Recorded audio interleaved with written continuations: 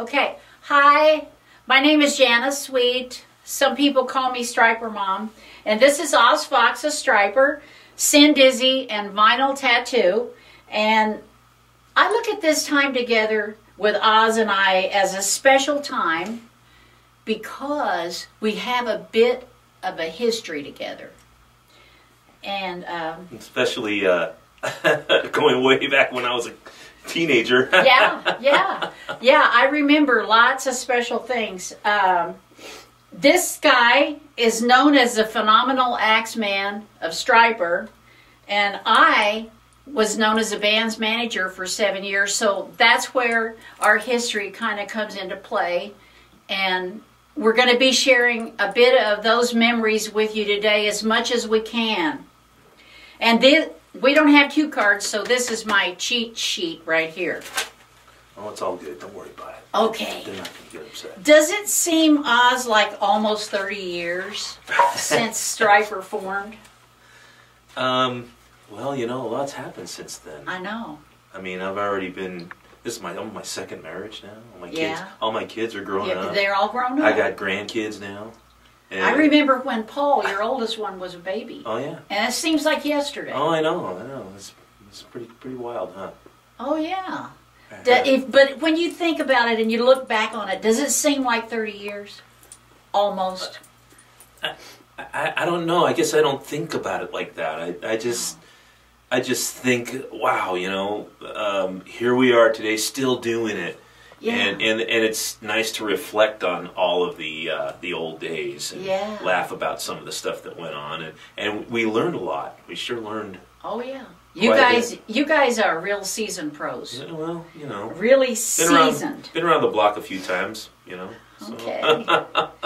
Besides time with your family, what do you feel personally that it has cost you to be in Stryper? No. Well, definitely my hearing. My hearing is definitely messed up. I actually damaged this year on the 2009 tour. Did you? Yeah. We had some in-ear monitors, and unfortunately the mixer that we used wasn't set up properly, and I blew my left ear out pretty bad, and I can't really hear too well. I didn't know that. Yeah, I got a constant ring in it. You know, so that's kind of wild, and you know, so that's pretty much, you know, the worst thing I would say. Yeah. But everything else, I mean, you know, I think of everything as just kind of like this, adventure that you're going on, and things come up, situations come up, and I really, because I'm a man of faith, I know God's taken me through it all, and ups and downs. I've just did what I could to trust Him, and I'm still here, and I'm still doing music. And it always has a way of working out. Oh yeah, right? Absolutely. Okay. Yep. And what has it gained you? What do you feel that it has gained you besides the obvious? Well, I mean, obviously, nothing can compare to the popularity, notoriety, and reputation. Right. That you get from being in a band like Stryper. Yes. And to be honest with you, I've done pretty well at keeping. I guess the word is I've been able to persevere with that. Okay. I haven't lost too much respect, and that's a good thing. And I've done a lot, and to try to keep that going, I've kept a lot of special relationships in my life. Good. Close. Good. A lot of. I mean, I'm friends with a lot of pastors and people who probably in the early days didn't know what to think of us, but now because of the history, they all know me, they respect me, and many times I've connected with all of them, and I'm still good friends with a lot of those guys. That's wonderful. And newer pastors as well. I mean, when I moved into this Las Vegas area, which is where I live now, several of the pastors in town, younger guys, grew up with Stryper. Well, that's a bonus. Oh, it's absolutely cool, and so now it's like really awesome to be able to, you know, just connect with them, and have them tell me and encourage me of how much the band meant to them, and what it did for their lives, and even brought them into being a pastor or whatever, you know. So it's touched many, many other people that you wouldn't even suspect. Yes, yes. Wow. Yeah. And probably more than I would know even to this day. Right, that's right. I'll probably won't know until we get to That's eternity. right. I know. Yeah. I have the same feeling that none of us will really know the full impact until we see the Lord. Yep, absolutely. Now, tell us, I know you've talked about this before, but tell us a little bit more about how you met Bob and Mike. Yeah, Robert, I met him first because we both went to the same junior high school. It was actually intermediate school. Okay. Catherine Edwards. Catherine Edwards. Yes, over in Whittier, West Whittier. I remember that. Yeah, and so I don't know.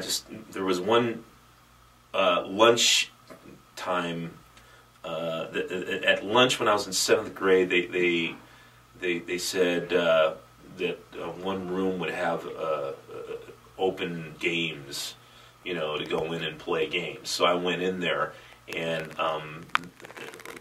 Robert was sitting at a table there, and you know, he was sitting there in front of a chessboard, and I went up and I said, "Hey, you want to play some chess?" And he's like, "Yeah, let's play some chess." Cool. You know, so I sat there and I'm playing chess with Robert, you know, and I'm thinking, you know, back then he had that bowl haircut. I don't know if you remember. Yeah, I remember. I almost blew it. I almost said to him, "You get any salad with that haircut?" Good thing I didn't say that. He probably wouldn't have liked me. Anyway, so that's how I met Rob. Well, it wasn't until when I got into high school. I was already kind of playing guitar, and I was kind of jamming around with a lot, trying to show off my chops to a lot of different people. And then there was Robert playing in the high school rock band. Yeah, what was the name of that band? That was PT Express. I remember that. I remember that. Because I would have to sign these little things for him to go off the school grounds to go do a gig. Yeah. So I remember that. Oh my gosh, yeah.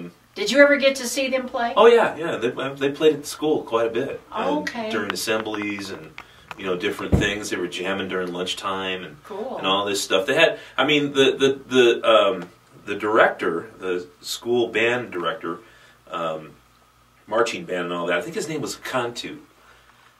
That's what I think I remember his name being, something like that. And he was all into doing this rock band class. Yeah. So obviously Robert was the drummer, and the guitar player was a guy named Steve Gaines. Oh. And he was really good.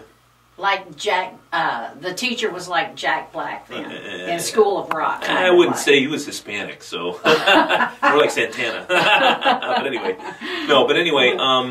so that was really when I remember hanging out with Rob. He was hanging out with a handful of guys. There was a guy named Larry Richardson and a guy named Ray. What was his last name? I can't remember his last name. He was a tall blonde guy. Tall blonde guy, yeah. That we used to call. He said he wanted to be a paperback writer. Is that Mark somebody? Oh no, you're thinking of. You're thinking of. Mark. Yeah, I know you're talking about. That's not the same. Okay. Well, he did hang out. We all hung out at this one bench. Okay. And so it was crazy. It was every year was the same. We'd all hang out together. Okay, cool. And, at lunch, and then later on, it wasn't until later when I started actually jamming over at your garage with Rob. Yeah. When I met Michael, and Michael was kind of a 12-year-old punk. He was. Now, were you ever there? Michael's big thing was to go in and knock over all the equipment. Oh, when everybody was taking a break. Were you ever there when that happened? No, I never experienced that. Oh, he was a brat. Oh, was he? Yeah, that's why Bob didn't want to work with him for a long time. Well, but he's changed a little bit. He's still a brat, but he's a grown-up brat now. Now, originally, you just wanted to be a guitar tech, but obviously that did not happen. So fill us in on that situation a little bit. You know, you got to always. My thought was you need to network. Yeah. And at the time, I'd already gone through high school. I was trying to get my own thing going, and it just wouldn't happen. Yeah. It was hard to get guys. Yeah. Oh, yeah. You remember that? They're rare. Sure. Oh, yeah. Oh, yeah. It's hard to get good musicians, and everybody was either flaky or they were in something going somewhere Or they just else. wanted to get girls. Yeah, whatever. And I was willing to kind of get my foot in the door somehow. Yeah. And then as time went on, I even think they asked me to be in the band one time, and I turned them down. Yeah. That happened one time, sometime towards the end of high school or whatever, and I think Robert got a bad taste in his mouth with that. So we did do one, like, I guess it was a high school lunchtime thing at Whittier High School. That was the first gig. That was the first time we played together anywhere. I remember that. Yeah, and I kind of blew it because I swore during the show, and the principal came out and wanted to have me arrested. Well, that's okay. Well, you know what I remember about that? It was your first gig, so you weren't cut into what you were doing yet. But I remember the night before that gig, you and Mike being on the phone till real late. Do you remember that? Mm-mm. I don't remember that. And I'm thinking, what in the world is going on? What are they talking about their set? Are they worried? Are they working out chords on songs? Because I remember you hadn't been in the band very long at all before that gig. It was like one or two days. I think I was just doing the one gig to help them out, Okay. but I wasn't joining the band. Okay. And I think Rob asked me again to join the band after that, and I said no. So it wasn't until, like I said, I had tried to get something going on my own. I had a drummer that I was always playing with, and we just couldn't find the right guys, And then we had a falling out one time with me and this drummer that I had been with for a long time. And so, I think I remember hearing something about that. Yeah, we had a falling out, and when that happened, I thought, you know what, heck with this. I'm just gonna go join up with those guys. No, I just said I'm gonna go network and get myself, because I had already gone down to Hollywood to see Robert and Michael play Rock's Regime, with Rock's Regime, right? It was all Yellow and Black Stripe by that time, and they were playing the Troubadour. Were they three-piece then? No, they had John Voorhees and Scott Lane. And Scott Lane. Scott Lane was on guitar. John was on bass. Yeah. And so they were doing that whole thing out, and I remember going to see it and looking at it, and the stage looked great. I mean, Yellow and Black Stripes everywhere. Yeah. The cabinets, the guitars, everything was like crazy, and I was like, "This is pretty cool," And so I remember going up to Michael, and I don't know where we were. I don't know if we were hanging out or what, but I just said, "Hey, if you guys ever need a guitar tech or something, just I'd be interested in working for you guys. I'll do it for free just to." That was great. So it wasn't like I was really looking to get in the band. I just wanted to get my foot in the door somewhere. Yeah, you just wanted to do something. Exactly. And I was thinking in Hollywood would be a great place to meet somebody if I was going to do that, because I figured Robert would never ask me to get in the band after the couple of times that I turned him down. Yeah. And then right then, that's when Michael goes, you know what, we need to talk. You want to join the band, dude? He was like, we need to talk. He kind of started saying, I really think we'd like to get you in the band. And I'm like, okay, well, if Rob's into it, then let's do it. Because Rob was pretty much making the decisions. And it was a perfect marriage because you and Mike have fantastic harmony. Well, we both have a lot of the same kind of vibe going on, guitar-wise, vocal-wise, and obviously, the reputation now is that you can do pretty close vocals and guitar. You guys are smoking. Yeah, so it's great. It's awesome. Okay. Now, we talked a little bit about this earlier, but I want to talk about it in the interview some more. Falling asleep on my carpet was something that I remember about the early Stryper days, but I never got the chance to ask you, what was your schedule like back then? Were you working when you were going to high school, or? No, I mean, high school days was kind of a little bit before the Stryper thing. It wasn't until I was like 22 21, 22 is when I started coming to the house in La Mirada. Yeah. Okay, the house in Whittier, because I know you guys moved on Chatfield. Yeah. I visited there every now and then. I know. So it wasn't really. I didn't spend too much time there. It wasn't until La Mirada that I started coming over more and hanging out at the garage. Yeah. And we started practicing together. I remember. And then as soon as we'd take a break, we'd go in the house and have some coffee or some kind of snacks. Food or take a nap or whatever. Yeah, well, and I always wondered if you were working with your dad. You know? Yeah, I did do that for a while after work. After school. Yeah. I would go down and work with my dad for a few hours. Oh, okay. That was, obviously get off around 3 o'clock and go down there and work till about 5. No wonder you needed a nap. Well, I don't know. I guess I wasn't. I used to stay up late practicing. Yeah, yeah. So I wouldn't get much sleep. Plus, you had a girlfriend. I had a couple of girlfriends during that time. I was going through. Okay. But do you remember anything specifically about hanging out at my house? Anything that jumps out in your memory? Well, I could tell you some stories. Well, go ahead. I don't know if I could tell them all, but just tell me one thing that really jumps out. Well, I just remember your husband, Phil. Coming out of the bedroom every now and then in his underwear. That was kind of fun. Oh yeah, he'd just wander around like. Well, it was all guys, so it wasn't a big deal. Yeah. But it was kind of funny. He'd come in, he'd start talking to us, and we'd be like standing there listening to him. Oh my God, making himself right at home. Yeah. He'd come out. He'd usually go in the fridge and pull out some lunch meat, wrap it up. Oh yeah. Get a piece of cheese or whatever. And then there were times when I'd knock on the door. I'd come over, I'd knock on the door, pop, pop, pop, pop. Nobody would answer.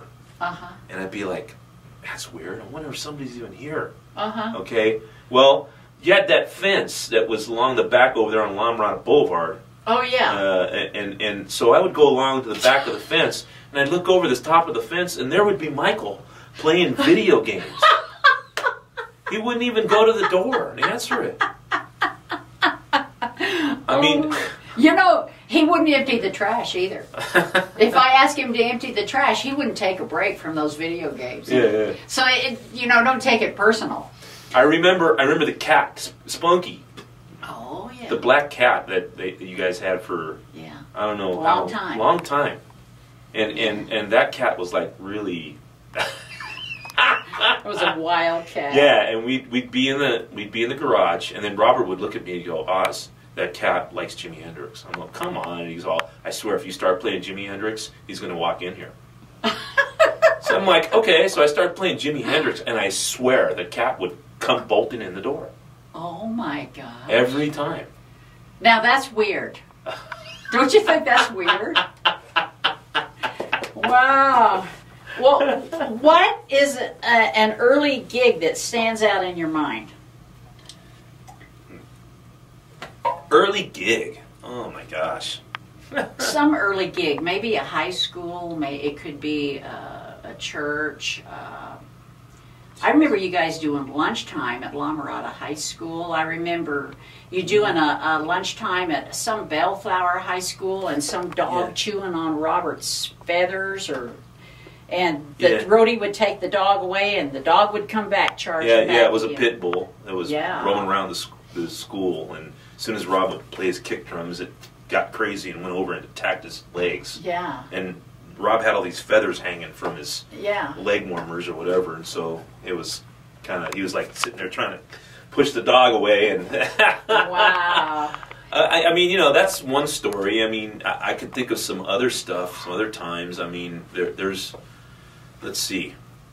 Did you ever break a lot of your guitar strings in the early days? Not really. I would always change my strings to make sure I didn't break anything. Usually, if you change your strings, you have less of a risk of doing that. Of course, I use my tremolo bar a lot, so that would really make them tend to break if I used them more than one time, one show. But I think like in the early days, we would play at this place called Radio City in Anaheim. It was in Anaheim. That was kind of a dumpy place. And I think what was the guy's name? Wasn't his last name Roach? I think so. Jerry or something like that? I think so. Yeah. And it was funny because we'd go in there to play, and we'd pack the place out. And it was small. Yeah, it was really small, and it felt like he turned the heat on. Because it was so hot in there. And I think he was doing that to get people to buy, like, sodas. Oh, drinks and stuff. And because our crowd didn't drink alcohol, he would sell his drinks for like $6. He'd sell his sodas. Oh, my God. What a trick. Whoa, be careful there, be careful. That is crazy. Isn't that crazy? We had a lot of good times, though. I mean, oh, yeah. All of these memorable. are memories. Yeah. What's your biggest catastrophe or mistake ever on stage that comes to your mind? Biggest mistake? Or biggest catastrophe? Oh, jeez. You know, I don't really have catastrophes on stage. Yeah. I mean, to me, you know, it is what it is. You play live and things happen, and you know what do you do? I mean, I think I can tell you an incident that happened. Okay. I was at Radio City Music Hall in New York, and it was the first time we had ever played there. Yes, I remember that. And I twisted my ankle really bad. I think I remember that too. You remember that? Yes. I don't know what happened. It's one of those things where your ankle kind of, I put my foot down and my foot went sideways. Oh. And I must have pushed it down really hard, and my ankle was throbbing the rest of the show. I could barely do. I remember Mike saying, "Yeah, we're worried about Oz. He could barely do the show." I remember that. You know, I finished the show obviously, and then I went back to. They carried me back to my room. Yeah. And all I could feel was pain, just pain in my ankle, pain. I was just sitting there going, "Oh, somebody do something for me!" You were out on tour at the time, weren't you? Yeah. And then somebody, I don't know, somebody came in and handed me something. They had something that I could take that would help the pain. John Cleary. No, it wasn't John Cleary. Wasn't Chris Crystal? No. No. Tom Bruno? No. No. Somebody did. But they gave it to me, and afterwards I felt better. You know, that's all I remember was I felt better. Good. And so they took me to the hospital, and you know, it was all good. After did they wrap up your foot or something? Well, yeah, they wrapped my foot, but I had to stay off my foot for like a week, and we had a whole week of promotions. Shows. Yeah. No, we had promotions. Okay, that week. So like what, in stores and whatnot? Yeah, in store signings and all that stuff, and I couldn't go to any of them because I was laid up in the hotel room the whole time. So. Well, fortunate that there wasn't any gigs. Yeah, for a little while. But then I did have to. The first gig, I had to be on crutches. I don't know how you could do that. I don't know how anybody could play guitar on crutches. Well, I had a stool, you know, and I would sit there like this, and my foot would be kind of up, and I'd sit there and I'd play, and every once in a while, I just couldn't help it. I'd have to get up and go. That is funny. Oh my gosh. Hey, Oz, if you could go back and redo all or some of the Stryper days, what would you change if you wanted to change anything at all? I probably would have invested my money a little better. I think a lot of people lost money though. Yeah, you know, there was a lot of money that was made, and I spent a lot of it. I mean, I didn't know any better, to be honest with you. But you weren't a reckless spender. I tried not to be, but, you know, I probably could have done better things. Yeah. I could have done better things with it. I could have, you know, maybe invested in some other houses or something. Yes. And then, you know, it's just, you know, it is what it is. You learn from... Well, one thing that killed everybody, though, was when the bottom fell out of the real estate market in California. Do you remember that? Yeah, didn't that happen a little later on? 96. Yeah, 96. See, and that was after the band was already pretty much split up. Yeah. But it still affected everybody. Yeah, it did. You know, it did. I know it affected me. I know. After we split up in 1992, and then I couldn't afford to keep my house anymore, so we ended up losing it. But let me give you a little pat. Thanks, Mom. Yeah, but I mean, you know, for the most part, what would I change? I mean, it is what it's already history. We did a lot of great things, and we made mistakes, but. You know, but it's all been a learning process. Yeah, absolutely. And that's good. And we built a reputation, so that's even better. Well, you know, being